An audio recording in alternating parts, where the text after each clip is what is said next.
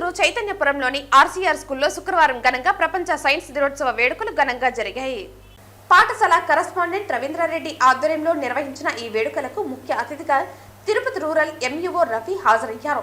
ఈ సందర్భంగా ఎంఈఓ రఫీ మాట్లాడుతూ చిన్ననాటి నుండి పిల్లలు సైన్స్ గొప్పతనాన్ని గురించి తెలుసుకోవాల్సిన అవసరం ఎంతైనా ఉందన్నారు. సైన్స్ గొప్పతనాన్ని గురించి విద్యార్థులకు వివరించారు. అనంతరం విద్యార్థులు తయారు చేసిన బొమ్మలను పరిశీలించి వారిని అభినందించారు. Today I visited RCR High School for Science Day. All the experiments